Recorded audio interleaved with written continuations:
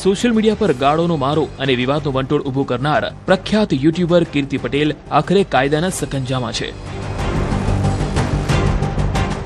જે કીર્તિ પટેલ અત્યાર સુધી મોબાઈલ સ્ક્રીન પર ત્રાડ નાખતી હતી તે હવે જૂનાગઢ પોલીસની ગાડીમાં બાય બાય કરી રહી છે।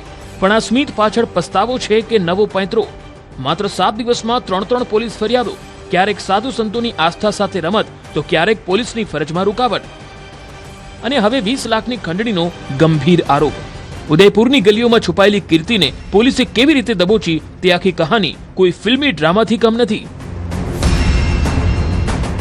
વિવાદોની ક્વીન કીર્તિ પટેલ સકંજામાં।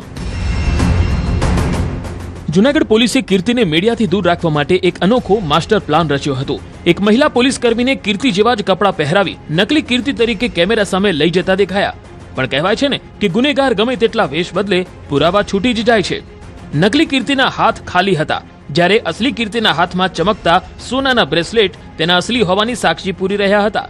પોલીસની આ કામગીરી પર હવે સવાલ ઉઠી રહ્યા છે કે આખરે એક આરોપી માટે આટલો મોટો ડ્રામા શા માટે?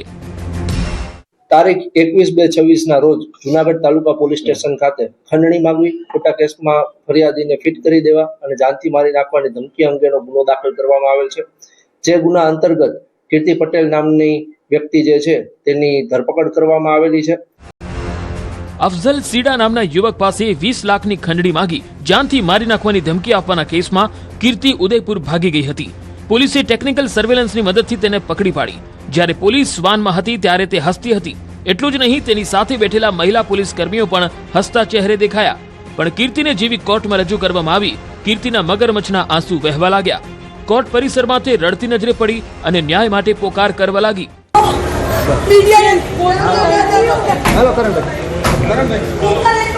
જે કીર્તિ સોશિયલ મીડિયા પર સિંહણ બનતી હતી તે કાયદાની સામે હવે દયામણી બનતી જોવા મળી।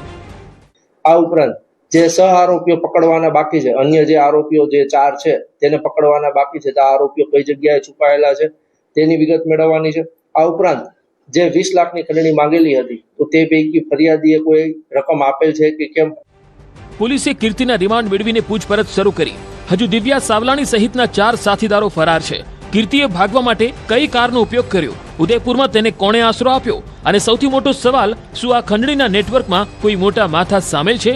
પોલીસ અત્યારે કીર્તિના મોબાઈલ ડેટા અને તેના કોન્ટેક્ટ લિસ્ટને પણ ફંફોસી રહી છે। હસી અને રુદન વચ્ચેના આ હાઈ વોલ્ટેજ ડ્રામામાં હવે પછીનો વળાંક કયો હશે તેના પર સૌની નજર છે। હાલ કીર્તિ પટેલે પોતે સહમતિ આપેલ હોય કે આ જે ગુનો બનેલ છે તે ધાર્મિક લાગણી દુભાયેલો હોય અને અન્ય કોઈ વ્યક્તિ કે તેના ઉપર કોઈ એની જે જાનને જોખમ હોય, અન્ય કોઈ બનાવ ના બને તે હેતુસર તેનું જે મુખ છે તે ઢાંકણ રાખવામાં આવેલું। કીર્તિના કકડાટનો અંત। વિવાદોની આ ક્વીન હવે જેલના સળિયા ગણી રહી છે, પણ તેના સાથીદારો ક્યારે પકડાશે તે તો સમય જ બતાવશે। જૂનાગઢથી અમાર બખાઈ, ન્યૂઝ 18 ગુજરાતી।